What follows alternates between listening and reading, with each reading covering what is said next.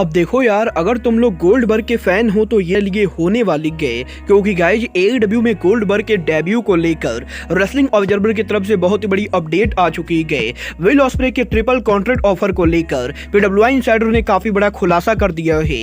एडब्ल्यू के full gear के ticket cell को लेकर बैक स्टेज से काफी बड़ी अपडेट आ रही है।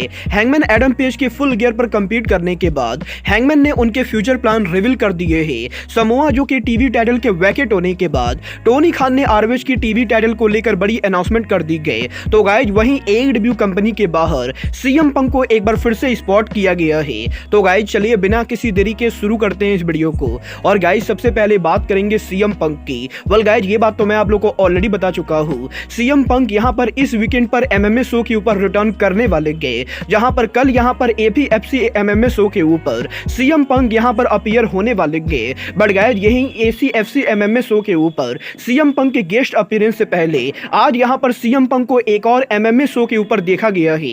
वेल गाइज आज यहां पर अमेरिका की दूसरी सबसे बड़ी एमएमए कंपनी बेलाटोर उनका 301 पे पर व्यू कर रही थी, जहां पर बेलाटोर की 301 पे पर व्यू के ऊपर सीएम पंक फ्रंट रो में बैठकर शो को देख रहे थे। और गाइज यहां पर जो भी लोग बेलाटोर के शो पर मौजूद थे वो लोग यहां पर सीएम पंक को देखकर काफी ज्यादा शौक थे, क्योंकि गाइज यहां पर बेलाटोर के ऊपर इससे पहले सीएम पंक को कभी भी नहीं देखा गया था। बट गाइज यही इस हफ्ते बेलाटोर के लेटेस्ट 301 पे पर व्यू के ऊपर सीएम पंक को स्पॉट किया गया है। और गाइज आज यहां पर सीएम पंक के बेलाटोर पर अपीयर होने के बाद कल यहां पर सीएम पंक एसीएफसी पर अपीयर होने वाले गए, जहां पर डेफिनेटली सीएम पंक उनको लेकर काफी सारी बड़ी चीजें करेंगे। और डेफिनेटली कल यहां पर एसीएफसी शो के ऊपर सीएम पंक उनके फ्यूचर को लेकर भी बात करने वाले गए। वेल गाइज देखना बहुत ही दिलचस्प होने वाला है कि कल यहां पर एसीएफसी एमएमए पर सीएम पंक क्या करते गए। बट गाइज चलिए फिलहाल आगे बढ़ते और बात करते हैं एडब्ल्यू के फुल गियर पे पर व्यू की। वेल गाइज बात करें यहां पर एडब्ल्यू के फुल गियर पे पर व्यू की, तो गाइज ये बात तो मैंने आप लोगों को ऑलरेडी बताया था। एडब्ल्यू के फुल गियर पे पर व्यू के लिए एडब्ल्यू ने 10,000 से ज्यादा टिकट सोल्ड आउट कर दिए थे। बट गाइज अब यहां पर एडब्ल्यू के फुल गियर पे पर व्यू को लेकर एडब्ल्यू कंपनी ने 11,000 से ज्यादा टिकट सोल्ड आउट कर दिए हैं। गाइज इस समय एडब्ल्यू के फुल गियर पे पर व्यू की ओवरऑल कैपेसिटी एडब्ल्यू ने करीबन 12,308 के बराबर रखी गई, जहां पर 12,308 टिकट में से एडब्ल्यू कंपनी अभी तक करीबन 11,200 टिकट सोल्ड आउट कर पाई गए। बट गाइज अब भी एडब्ल्यू के कल होने वाले फुल गियर के एडब्ल्यू को करीबन 1100 से ज्यादा टिकट सोल्ड आउट करना बाकी गए, जो कि एडब्ल्यू के लिए सोल्ड आउट करना मुश्किल होने वाला है। वेल गाइज देखना बहुत ही दिलचस्प होने वाला है कि फुल गियर पे पर व्यू के शुरू होने से पहले एडब्ल्यू कंपनी 12,000 टिकट सोल्ड आउट कर पाती है या नहीं। बट गाइज जहां तक बात रही फुल गियर पे पर व्यू की, तो गाइज ये बात तो हम सभी लोगों को मालूम है। कल यहां पर एडब्ल्यू के फुल गियर के ऊपर hangman Adam page Saurabh Strickland को फेस करेंगे। बट गाइज यही हैंगमैन एडम पेज के फुल गियर के बाद एडब्ल्यू में क्या फ्यूचर प्लान होने वाले गए, इसको लेकर हैंगमैन ने काफी बड़ा खुलासा कर दिया है।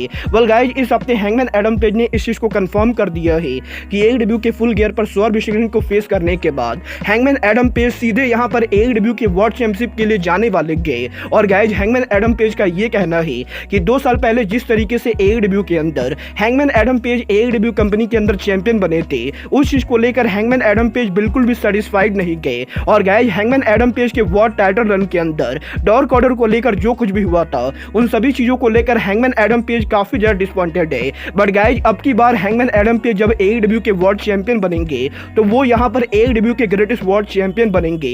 और एडब्ल्यू के फुल गियर पर सौरभ को बीट करने के बाद हैंगमैन एडम पेज का अगला एडब्ल्यू का वर्ल्ड टाइटल होने वाला है। बोला आप लोग हैंगमैन को दोबारा एडब्ल्यू का वर्ल्ड चैंपियन बनते हुए देखना चाहते हो या नहीं, आप लोग मुझे कमेंट करके बताइए।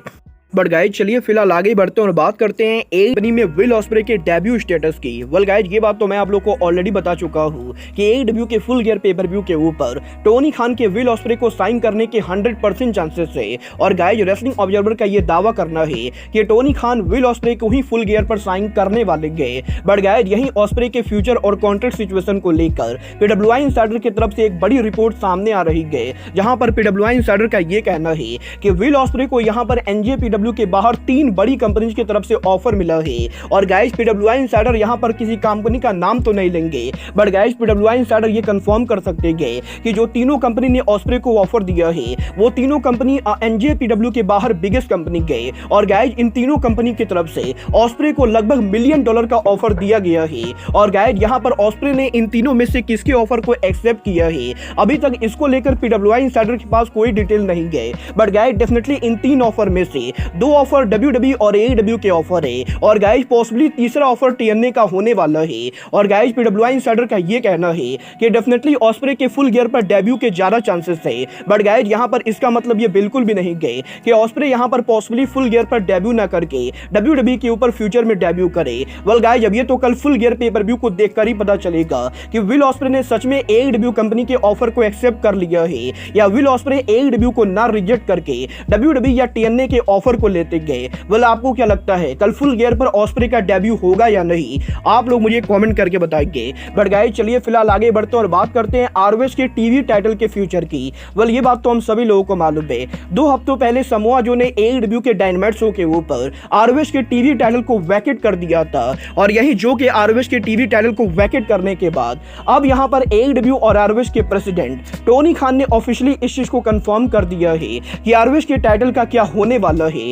वेल गाइस टोनी खान ने इस चीज को कंफर्म किया है कि समोआ जो के टाइटल को वैकेट करने के बाद ROH रेसलिंग यहां पर एक बड़ा टूर्नामेंट करने वाली गए। और गाइस टोनी खान के ROH को बाय करने से पहले ROH रेसलिंग उनका जो survival of the fittest tournament करती थी, टोनी खान उस टूर्नामेंट को वापस लाने वाले गए। बट इस बार उस टूर्नामेंट को जो भी जीतेगा वो यहां पर ROH का ब्रांड न्यू टेलीविजन चैंपियन बनेगा। और गाइस इसी हफ्ते ROH के वीकली टीवी शो के ऊपर ROH का ये टूर्नामेंट शुरू होने वाला है, जहां पर इस टूर्नामेंट के अंदर ROH के 6 रेसलर कंपीट करेंगे। और यहां पर इन 6 रेसलर में से जो 2 यहां पर फाइनल पर जाएंगे वो यहां पर ROH के साल के biggest pay per view final battle के ऊपर कंपीट करेंगे। और गाइस बेसिकली ROH के फाइनल बैटल पेपर व्यू के ऊपर टोनी खान ROH का brand new TV champion crown करने वाले गए। वेल आपको क्या लगता है ROH के अंदर किसको नया टीवी चैंपियन बनना चाहिए, आप लोग मुझे कमेंट करके बताएंगे। बट गाइस चलिए फिलहाल आगे बढ़ते और बात करते हैं गोल्डबर्ग के AEW में डेब्यू स्टेटस की। वेल गाइस यहां पर गोल्डबर्ग की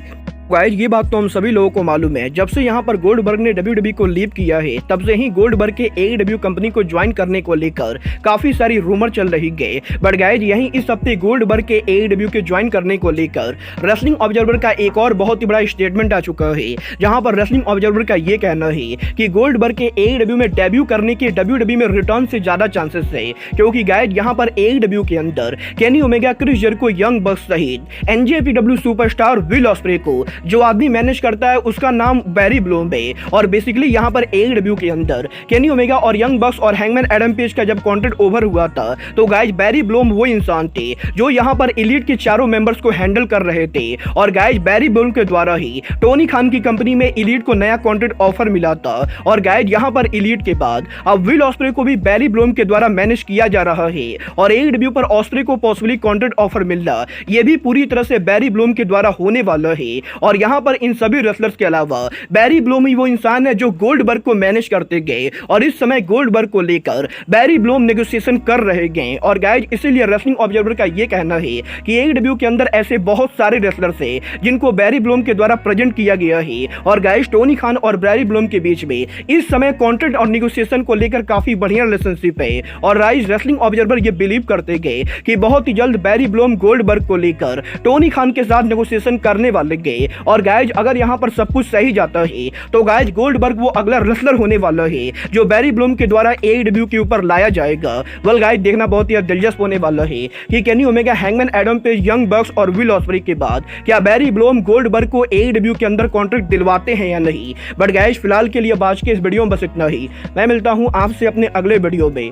बट गाइस तब तक के लिए goodbye, good night and bang.